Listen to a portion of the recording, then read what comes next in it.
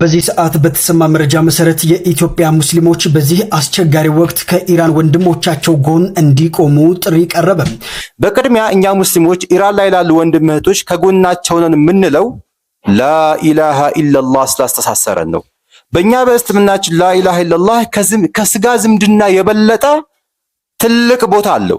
እኛ ምንም የማናቀው እዚህ እልል እንላለን። ሰው ስለሞተ እልል ከማለት መድኃኒዓለም ይጠብቃል። ዓለም ክፉ ናት። እግዚአብሔር መንገድ ለሚቀረው ወገናችን ወንድሙ ለሚገለው ማን ይጸልይለት?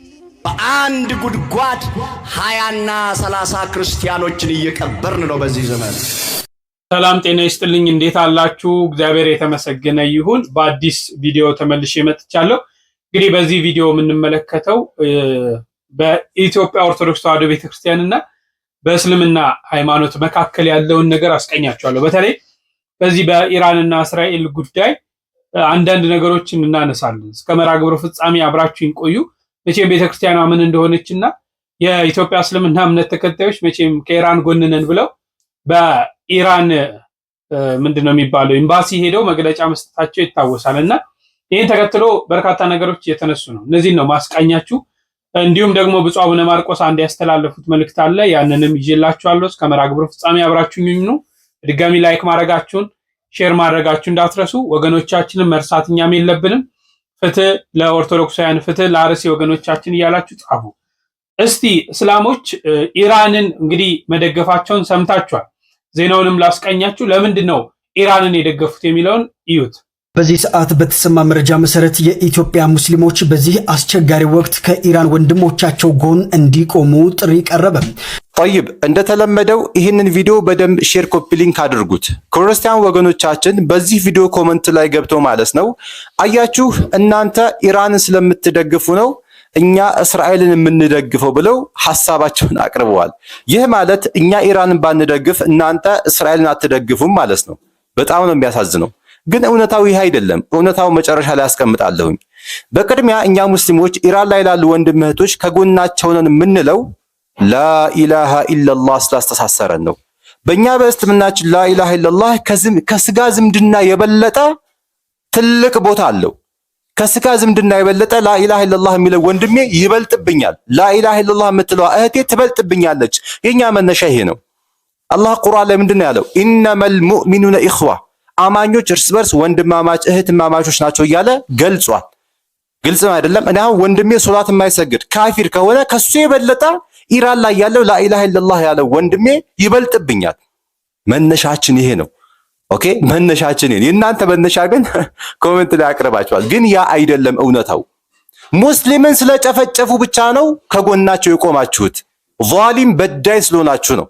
አንዳንድ ጤነኛ የሆኑ ክርስቲያን ወገኖቻችን አሉ ለእውነት የሚደግፉ ማለት ነው። እስራኤል በእውኑ የምትደገፍ ሀገር ነች።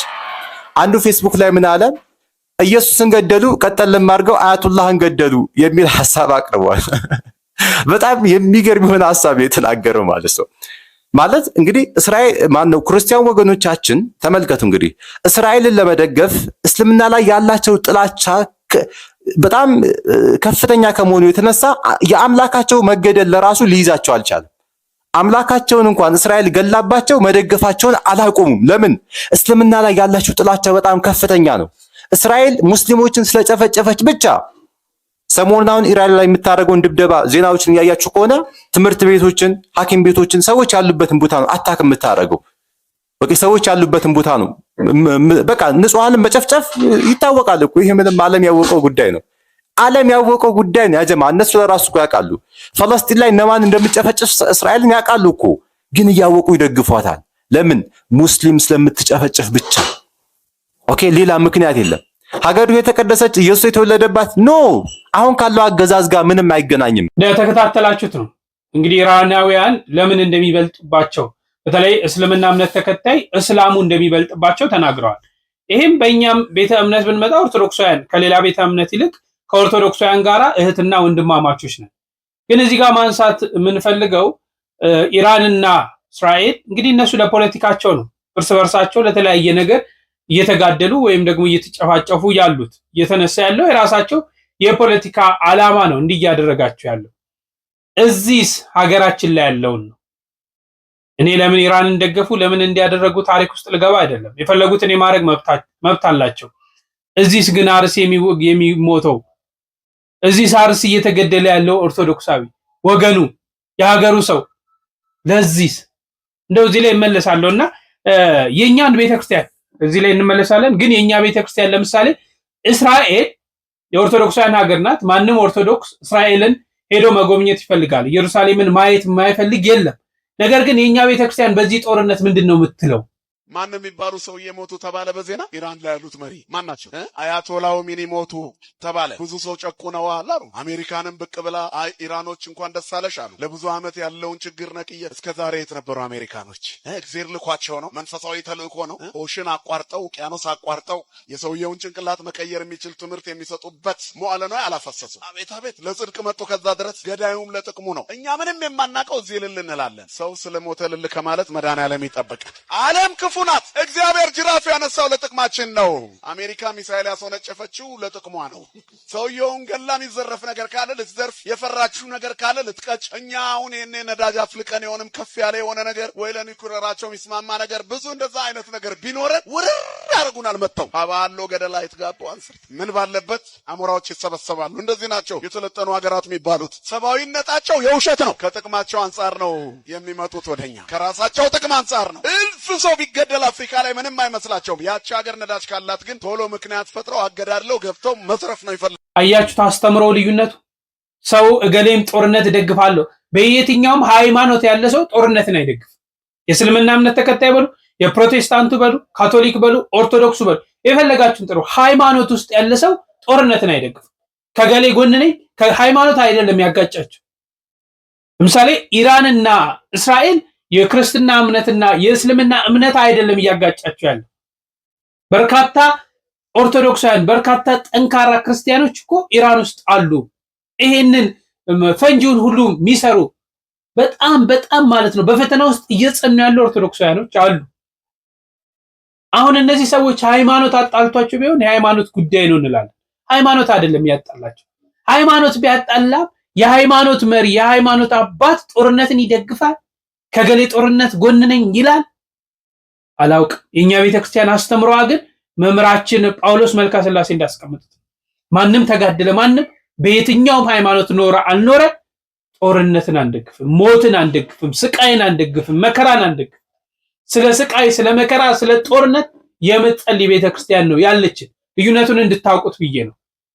ወደ ኋላ እንመለስ። እንግዲህ ኢራኖችን የኢትዮጵያ እስልምና እምነት ተከታዮች እንግዲህ ኢራንን ደግፈዋል። ይህንን ተከትሎ የተነሱ አንዳንድ ነገሮች አሉ። እስቲ ስሟቸው። በዚህ ሰዓት በተሰማ መረጃ መሰረት የኢትዮጵያ ሙስሊሞች በዚህ አስቸጋሪ ወቅት ከኢራን ወንድሞቻቸው ጎን እንዲቆሙ ጥሪ ቀረበ። ይህን ቪዲዮ 10፣ 20፣ 30 ጊዜ ኮፒ ሊንክ ሸር አድርጋችሁ አጥለቅልቁት። ሰምታችሁ የምታልፉ ከሆነ እመቤቴ ማርያም የሥራችሁን ትስጣችሁ። ሼህ ኢብራሂም እንዳሉት የኢትዮጵያ እህት ወንድሞች ሙስሊሞች ማህበረሰብ ከኢራቅ ጎን ነን ይላሉ። በምን ኳልኩሌሽን በምን ፊዚክስ? በእምነት ከሆነ እንግዲህ አቡነ ማትያስም ነገ የሲኖዶሱ አባል የኦርቶዶክስ መሪ ይነሱና ከእስራኤል ጎን ነን ይበል። የሀገር ውስጥ ችግር አልበቃ ብሎን ነው እርስ በርስ መጠላለፉ፣ የእርስ በርስ ቶክስ፣ አንዱ ሀገር ወደ አንዱ ሀገር ወላጅን አለመቅበር፣ ሂዶ ወንድምን አለማርዳት፣ ከአንድ ሀገር ወደ አንድ ሀገር ሰርቶ አለመብላት፣ ይሄ ነገር አልበቃ ብሎ ነው ወይ?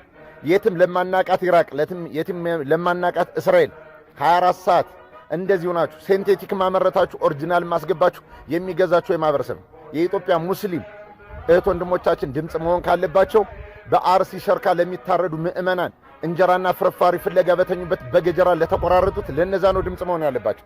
ሴንቴቲክ መሆን ኦሪጂናል ለሚገዟቸው ያመረቱትን ልብስና ሸቀጥ ለሚገዟቸው አንድ ጀልባ አንድ መርከብ ላይ ሆኖ ስለዛች ጀልባና መርከብ ደህንነት ስለዛች መርከብ ሰላም እንጂ አልፎ ስለሚመጣው ግዙፍ መርከብ በላዩ ላይ በመጣ ጊዜ ደፍጥጧት ወይ እንደታኮብ እንደሚጠቀምባት ስለዛ መርከብ አናወራም። ኢራቅ ለእናንተ በእስልምና በአንድ አላህ በሚለው ብትገናኙም እስራኤል የምትባለው ሀገር በእኛ ሀገር በኦርቶዶክስና በመስቀል መተሳሰሩ አይቀርም። ግን ጣጣቸውን ዳፋቸውን እዘው እስራኤልም ያን ያክል ፓላስቲክ ሚሳይል ስታመርት አንድ ቀን ኢትዮጵያ ጠላትን የምትከላከልበት ከጉረቤት ጋር የምትጋጠምበት ብላ አንድ ፓላስቲክ ሚሳይል አልሰጠችም። ኢራቅ የምትሏት ለ100 ዓመት ገደል ቆፍራ እንደ ፍልፈል ኒኩሌር ስታብላላ መርዟን ስትቀምም ራሷን ነፃ የምታወጥባት እንጂ የኢትዮጵያ ሙስሊም የምታድንበት አይደለም። እንደዚህ አይነት በምን አይነት መስፈርት ወደ ስልጣን እንደምትመጡ የማትታወቁ ሃይማኖትንና ምናምንን እንመራለን የምትሉ ሰው ይሄ ሰፊ ማህበረሰብ በሰላም በፍቅር ችግሩን ችግር አድርጎ በቀን አንዴም ሆነ ሁለቴ እየበላ በእግሩ እየተሰለፈ ህይወትን እየገፋና እየለፋ ይኖርበት። ይሄንን ቪዲዮ ኮፒ ሊንክ ሸር አድርጉት። የምትበለው የላት ደጇ ቅዘን ብቻ ነው ነገሩ። ኢትዮጵያ የራሷ የእርስ በርስ ጦርነትን ሰላም ፈጥሮ ወደ አንድነት ለመምጣት ከዚህ ግባ የማይባል ስራ እየተሰራ ስላልሆነ ወደ አንድነት እንድንመጣ አምላካችን በጋራ እየጸለይን ይቼ የቆምንባት መርከብና ጀልባ በፍቅር እንድንሳፈርባት እስላም ክርስቲያን ጴንጤዋ ቀይ ፈታ እንዲኖርባት ሁሉም ዛፍን ማመነ ድንጋይ ማመነ አምላኩንም ተቀበለ እንዲኖርባት ይችን ሀገር ሰላሟን እናስጠብቅላት። ከዛ ውጭ ጥጋብ ንፍት ሲያረጋችሁ ማን እንደመረጣችሁ የማትታወቁ በየእምነት ተቋማት ያላችሁ ሰዎች እየፈነዳችሁ ህዝብን ከህዝብ የሚያጋጭ እኛ አንድ ሀገር ሉዓላዊነት ያላት ሀገር የኢትዮጵያ ፕሬዝዳንት የሚሆን ጠቅላይ ሚኒስትር ወጥቶ ስለ ቱርክም ስለ ህንድም ስለ ቻይና ማውራት ይችላል። የእምነት ተቋም ስለ እምነት ነው። የኢትዮጵያ ሙስሊም መሪ ስለ ኢትዮጵያ ሙስሊም ነው የሚመለከተው። የኢትዮጵያ ኦርቶዶክስ ሲኖዶስ ስለ ኢትዮጵያ ኦርቶዶክስ ሲኖዶስ ነው የሚመለከተው። አልጠግባይ ሲተፋራል ነው በማይመለከተን እየገባን ከችግር ላይ ችግር ያለን ሀገር አሽቋልጠንና አንቋልጠን ሀገሩን ወደ መፍረስና ወደ መፈራረስ እንዳንዳርገው። ወንድማችሁ ገብረየስ ነኝ። እመለሳለሁ እመላለስ። የኢትዮጵያ እስልምና ጉዳዮች ጠቅላይ ምክር ቤት ፕሬዝዳንት የሆኑት ሐጂ ኢብራሂም ቱፋ እንግዲህ ዛሬ በኢራን ኤምባሲ በመገኘት አጋርነታቸውን ገልጸዋል። ዋናው ነገር ጦርነቱ እዛ ፖለቲካዊ ቢሆንም እዚህ ሃይማኖታዊ ነው። ስለዚህ ቤተ ክህነቱም የኢትዮጵያ ወንጌል አማኞች አብያተ ክርስቲያናት ካውንስሉም እስራኤል ኤምባሲ ሄዶ አጋርነቱን መግለጽ አለበት። እዚህ አጠገባችን በጠራራ ፀሐይ እየታረዱ ላሉ ዜጎቻችን አንድ መስመር የሐዘን መግለጫ ማውጣት ያቃተን ሰዎች ኤምባሲ ድረስ ሄደን ለቅሶ መድረስና አጋርነታችንን መግለጽ በጣም እንደ ሀገር ወራዳ ሰዎች መሆናችንን ማሳያ ነው። አሁን ሐጂ ለምን ኢራን ኤምባሲ ሄዱ ስንል ኢራኖች እኮ ሙስሊሞች ናቸው ይላሉ። ቤተ ክህነቱም እስራኤል ኤምባሲ ሄዶ አጋርነቱን ይግለጽ ስንል እነሱ እኮ አይሁዶች ናቸው፣ ክርስቲያንን ይጠላሉ። እነዛም እኮ ሺያዎች ናቸው፣ ሱኒዎችን እንደ ካፊር ነው የሚያዩት። ስለዚህ አይሁዶችም ክርስቲያንን ይጠላሉ፣ ሺያዎችም ሱኒን ይጠላሉ። ስለዚህ ሃይማኖታዊ ብለህ ምናምን ልታለባብስ እንዳትሞክር። እንደ ሀገር ወርደን ሞተን ተቀብረናል። አይናችን ስር አጠገባችን ጎረቤታችን እየሞተ ለቅሶ የማንደርስ ሰዎች ነን። ኢራንና እስራኤል ተታኮሱ ብለን ግማሻችን ከኢራን ግማሻችን ከእስራኤል ጎን ነን የምንለው። ስለዚህ አሁን የኔ መልእክት ምንድን ነው? ከኢራንም ከእስራኤልም ጎን የቆማችሁ ሰዎች ይደክማችኋል፣ ተቀመጡ። የምሬ ነው፣ ይደክማችኋል፣ ተቀመጡ። ሙስሊሞችንም ቢሆን እኚህ ሐጂ ኢብራሂምንም ቢሆን አንድ ጥያቄ መጠየቅ እፈልጋለሁ። የሚቀርበው ኢራን ነው ወይስ አርሲ ነው? ማውገዝ የሚገባን መጠየቅ የሚገባን እዚሁ አብረው የሚበላውን አብሮ የሚጠጣውን ወገን ነው ወይስ ደግሞ ሩቅ ተሻግረን በስንት ሺህ ማይልስ ተሻግረን ነው መጠየቅ የነበረብን የሚገባን? ለማንኛውም ብዙ ነገሮች ያስተዛዝባሉ። ብዙ ነገሮችንም እያወቅን ነው። ብዙ ነገሮችም ላይ እየነቃን ነው። ለማንኛውም እኛ ፍርድ ማስተዛዘኛ ከሰዎች አንጠብቅም። ነገር ግን እንደ ሰብአዊነት እንደ አብሮ እንደመኖር የሆነ ነገር ተጠብቃላችሁ። ግን ለካ እኛ ኦርቶዶክሳውያን እዚሁ ሀገር ላይ እየኖርን እዚሁ ላለ ማህበረሰብ ሩቅ ነን ማለት ነው። ለማንኛውም እዛም የሞቱት ወገኖቻችን ናቸው። እዛም በጦርነት የሚያልቁት ወገኖቻችን ናቸው። እዚህ ደግሞ የቅርቡን ደግሞ ስናይ እጅግ ዘግናኝ በሆኑ ነገሮች ሁኔታዎች ሲፈጸሙ እያየን ነው። ስለዚህ ያንን የሚያደርጉ ሰዎች ደጋፊ ያላቸው ማለት ነው። ኦርቶዶክሳውያን ላይ ጽዳት የሚፈጽሙት ሰዎች፣ አርሲ ላይ ጽዳት የሚፈጽሙ ሰዎች ኦርቶዶክሳውያን የማጽዳት ስራው ደጋፊ ያላቸው ማለት ነው። ያንን ተረድተናል። ለማንኛውም የኛ አምላክ አያንቀላፋም። ፍርድ ከሱ እንጠብቃለን። ፍርዱንም በቅርብ እናያለን ማለት ነው። ሰላማችሁ ይብዛ። ብዙ ሀሳቦች ተነስተዋል። እዚህ አፍንጫችን ስር ያለውን እንመልከት። እኛ በሀገራችን ያለነው መጀመሪያ ሀገራችንን ሰላም እንመልከት፣ የሀገራችንን ሁኔታ እንመልከት። እንደው አዝኖ አልቃሽ አንሁንታ። ያም ቢሆን ወገን ነው፣ ያም ቢሆን ሰው ነው። በክርስቶስ አምሳል የተፈጠረ መሞት የለበትም። ግን ቤት ተርበ ልጆች ቤተሰቦች ቤት ውስጥ ያሉት ተርበው የታባታቸው ብለህ የጎረቤት ወይም ደግሞ የሩቅ ሰው ልታጠግብ መቼም አትሄድም። እንደዛ እንደማለት ነው። እንግዲህ እግዚአብሔር አምላክ ለሁላችንም ማስተዋልን ያድልልን። እስቲ ወደ ብፁዕ አቡነ ማርቆስ እንለፍና ስለ አርሲ እንመጣለን። መንገድ ለሚቀረው ወገናችን ወንድሙ ለሚገለው ማን ይጸልይለት? እዚህ ለብር ልመና ብቻ ሆያል መንገድ ከመንገድ ያነሳለ ሰው በገዛ ሀገሩ ዜጋ ከመንገድ ክፍለ ሀገር ሄዶ እናት አባት አይቀብርም። የወንድም ያታዱኛ አይ እንዴ ምን ነካችሁ? ኧረ ይበቃል። ይሄ የልማድ ጉዞ ይበቃል። በእውነቱ ተንሱ ሳይል ዲያቆን እንለዋለን ገብቶ አስቸጋሪ ነው። ሊቃውንቱ ጦም ያድራሉ። ልማትማ አልሙ። ግን እዚህ ላይ የሚነገረው የብረቱ የስሚንቶ አይደለም። ይህማ በጅራፍ እኮ አባሮታል ጌታ ወጣ ብሏል። ቤተ የሰብ ቤተ ጸሎት አንትሙ ሰረሰይ ቅምዋ ቤተ ፈያት ቤቴን የወንበዴ ቤት እንዴ መወንበር ታዲያ ምን አለ እንግዲህ ግዙ ገዛዙ ከሆነ ልማቱን አልሙ። ካህናቱ ልጆቻችሁን ጠብቁ። በጎችን ጠብቁ እኮ ማለት በግ ተጠብቆ እኮ የበግ ጥቅም አለ እንዴ። ልጆቻችሁን ተካፍላችሁ ልማቱን አቅም ያለውን አቅም የሌለውን ተውት ባካችሁ። ተቸግሯል፣ መሄጃ አጥቷል። የት ይሄድ? እዚህም ሲመጣ ልመና፣ በዚያም ኮሪደር ልመና። እንዴ የት ይሄድ? ይሄ ህዝብ እኮ መሄጃ እኮ አጣ። ሊያርፍ እኮ ነው የመጣው። ሊያርፍ ትንሽ ብሬክታይ። በእውነት ብፁዕነታቸው በዚህ በምኩራብ ባለፈው ሳምንት ያስተማሩት ትምህርት ነው የቤተ ቅናት በላይም ብለው እንዲህ ስለ ቤተ ክርስቲያን እያስተማሩ ያለውን ጦርነት ነው። እንግዲህ ሰው እናት አባቱ አርፈው እንኳን ክፍለ ሀገር ሄደው መቅበር አልቻለም። የዘመዶቹን ቤተሰቦች ማየት አልቻለም። ለሰርግ ለደስታ ወደ ክፍለ ሀገር መሄድ አልቻለም። እባካችሁ በቃን ነው እያሉ ያሉት። ቤተክርስቲያን ይህች ናት። በቃን፣ ጦርነት አያስፈልግም፣ ይሄ ኋላ ቀር ነው፣ ይቅር፣ በመነጋገር እንተማመን የምትል ቤት ነው ያለች። ብፁዕ አባታችን ቡራኪያቸው ይድረሰን።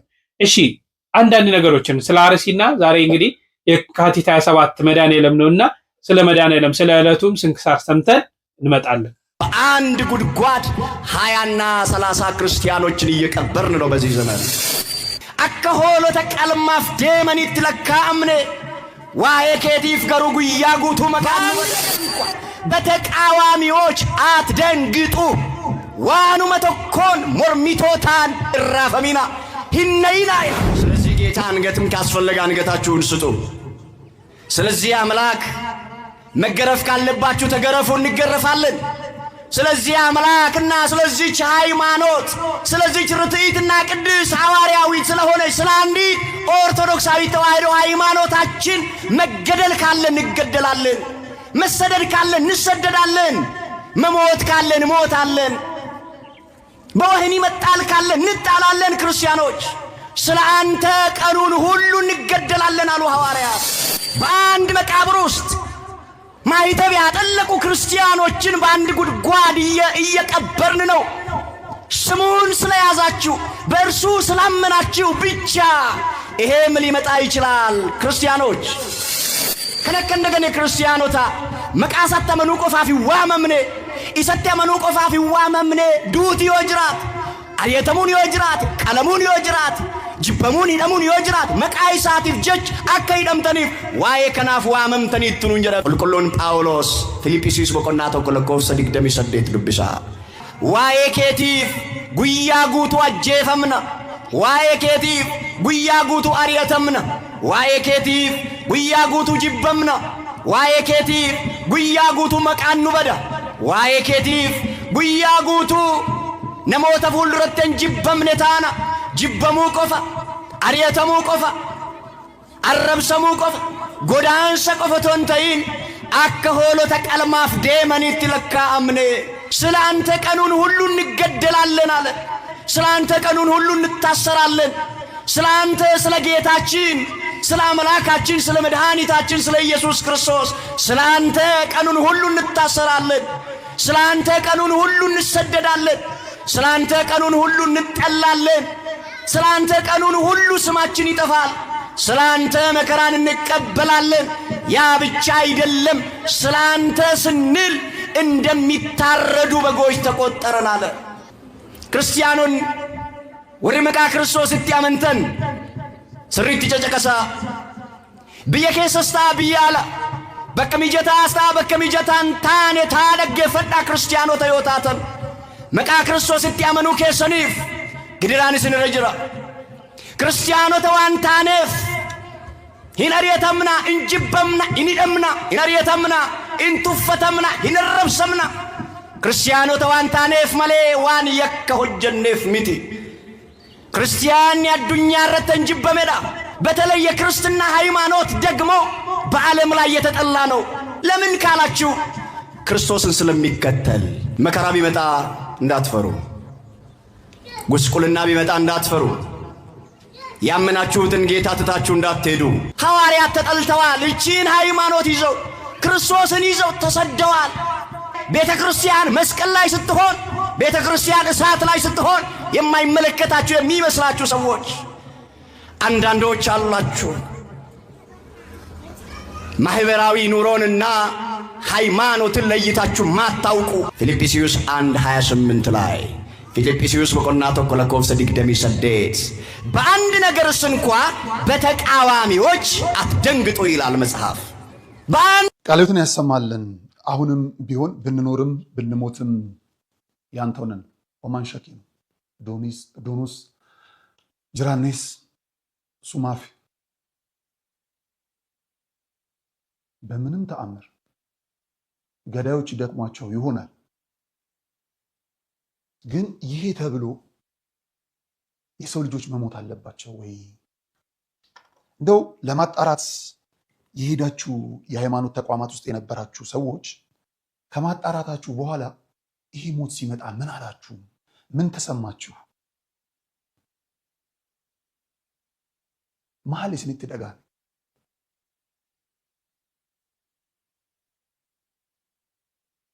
ምንድን ነው ሞቱን ማቆም ያልተቻለው? ለምንድን ነው? ምንድን ነው ያስቸገረው? ምን እስኪ ጸዳ ነው? ምንድን ነው ማጽዳት የተፈለገው? የራሷ አሮባት የሰው ታማስላለች ነው ምናምን የሚባል ነገር አለ። የኛን ሞት ማስቀረት ያልቻለን ተሻግረን የኢራንና የእስራኤልን ትንተና ውስጥ የገባን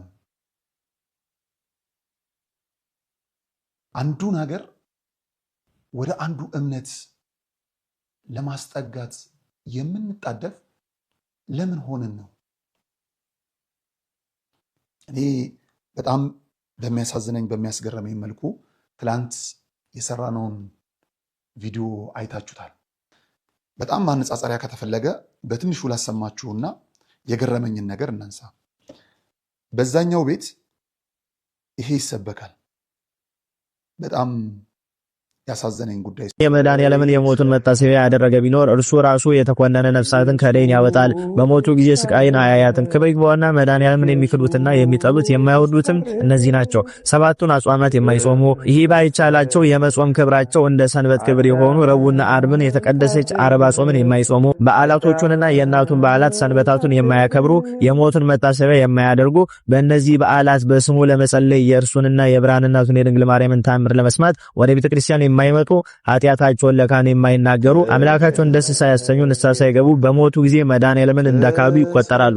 ፍሬያቸውም ይሄ ነው። የሚታሰሩበት የእሳት ሰንሰለት ነው። የሚያስሯቸውም እሳታውያን ናቸው። የጥልቀቱ ርዝመት በመላክ ክንድ 50 ሺህ ወደሆነ ጥልቅ የእሳት ባሕር ይጨምራቸዋል። ሁልጊዜ ሲገለባበጡም ይኖራሉ። እንባቸውንም በአንድ ጊዜ እንደሚዘንብ እንደ ክረምት ውሃ ያወርዳሉ። ጩኸታቸውም እንደ ክረምት ነጎድጓድ ነው። ወዮልን ባልተወለድን ይሻለን ነበር ይላሉ። ለሙሴ በኦሪት ሕግ ለሚጠሉኝ እስከ 4 እና 5 ትውልድ የወላጆች ኃጢአት በልጆ ልጆች ላይ የምከፍል እኔ ነኝ።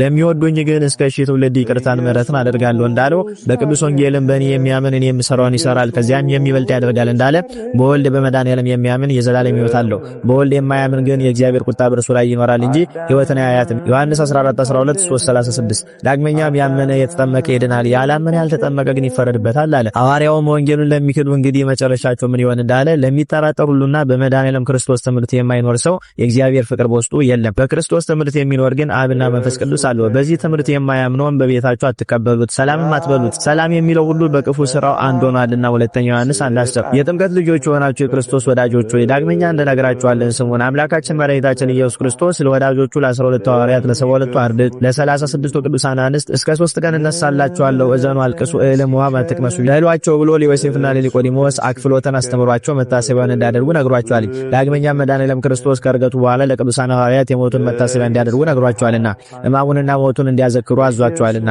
አሁንም መድኃኔዓለምን የማይወደውና ሞቱን ያላሰበ የሞቱን መታሰቢያ በዓል ያላከበረ ቢኖር እድል ፈንታ ጽዋ ተርታው ካይውድ ነው። ጌታችን ከዕርገቱ በኋላ ለቅዱሳን ሐዋርያት እንደነገራቸው ሁሉ ዳግመኛም ለቅዱሳን አባቶቻችን ለእነ አቡነ መባጽዮን ለእነ አቡነ ዘራብሩክ እንደነገራቸው የሞቱን መታሰቢያ የሚያደርግ ኃጢአተኛ እንኳ ቢሆን ሲኦልን አያያትም። የመድኃኔዓለምን የሞቱን መታሰቢያ የሚያደርግ ቢኖር ሲኦል ራሷ አፍ አውጥታ ይቺን ነፍስ ወደ እኔ አታምጡብኝ ብላ ትጮኻለች እንጂ ችላ አትቀበለውም። እጅግ የከበሩ ቅዱሳን አባቶቻችን እና አቡነ ዘራብሩክ እና አቡነ መባጽዮን ራሱ ጌታችን እንደነገራቸውና እነርሱም ሲያደርጉት የነበረውን ነገር እንደነገሩን የመድኃኔዓለምን የሞቱን መታሰቢያ ያደረገ ቢኖር እርሱ ራሱ የተኮነነ ነፍሳትን ከደይን ያወጣል፣ በሞቱ ጊዜ ስቃይን አያያትም። ስለዚህ የጥምቀት ልጆች ሆነን የተዋሕዶ ልጆች ሁላችን የመድኃኒታችንን ሞቱን በአክብሮት እናዘክር ዘንድ አይነ ልቦናችንን እናንቃ።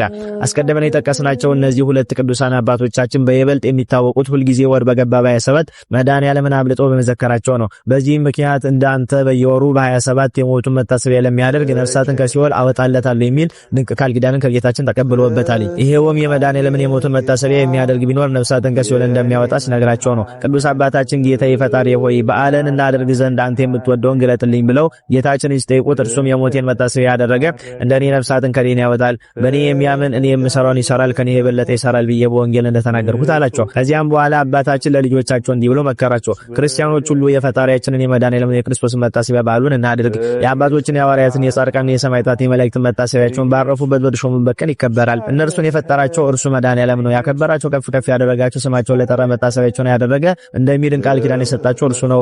የመድኃኔዓለምን የሞቱን መታሰቢያ ያደረገ ግን የተኮነነ ነፍሳትን ከደይን ያወጣል፣ በሞቱ ጊዜ ስቃይን አያያትም። ሰራዊተ መላእክትን ለምስጋና በፊቱ የሚቆሙለት መድኃኔዓለም ክርስቶስ እርሱ ሊፈረድበት በፍርድ አደባባይ መቆሙን በእስራት ያሉትን በጽኑ ስልጣን የሚፈታ እርሱ በብረት ችንካር መቸንከሩን ሰማይን በከዋክብት ምድርን በአበባ ያስጌጠ እርሱ መድኃኔዓለም ግን የእሾህ አክሊልን በራሱ ላይ መንፋቱን ዓለሙን ሁሉ በቸርነቱ የሚመግብ እርሱ ተጠማው ማለቱን ዓለምን በመዳፉ የያዘ አምላክ በአይሁድ እጅ እንደ ሌባ መያዙን አስቦ የመድኃኔዓለምን የሞቱን መታሰቢያ የማያደርግ እርሱንም የማይወድ ቢኖር እድል ፈንታ ጽዋ ተርታው ከሐናና ከቀያፋ ጋር ነው። እነሆ መድኃኔዓለምን የሚወደው የሞቱን መታሰቢያ የሚያደርግ ግን እድል ፈንታው ጽዋ ተርታው ከነ ዮሴፍ ከኒቆዲሞስ ጋር ነው። ዳግመኛ መድኃኔዓለምን መውደድ ማለት ዓለምን ፍጹም መጥላት፣ ራስን ከኃጢአት ጠብቆ መኖር ነው። ራሱ ጌታችን ሲናገር ሰው ዓለምን ሁሉ ቢያተርፍ ነፍሱን ቢያጎድል ምን ይጠቅመዋል? ማንም ዓለምን ቢወድ የአባት ፍቅር በእርሱ ውስጥ የለም።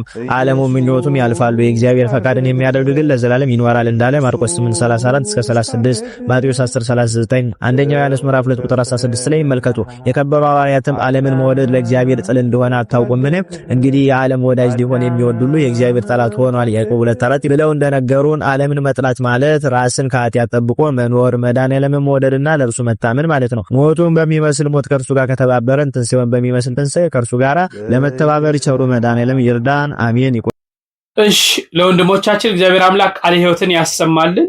እንግዲህ ሰምታችኋል፣ ጥሩ አድርጎ ገልጿል ወንድማችን ጋዜጠኛ ነጋሽ በዳዳ ጥሩ ነገሮችን አንስቷል። መምህራችንም ጥሩ ነገርን አንስቷል። በተለይ ባርሲ ወገኖቻችን እግዚአብሔር ማስተዋሉን የወገኖቻችንን ሞት የወገኖቻችንን መከራ በቃ ይበለን።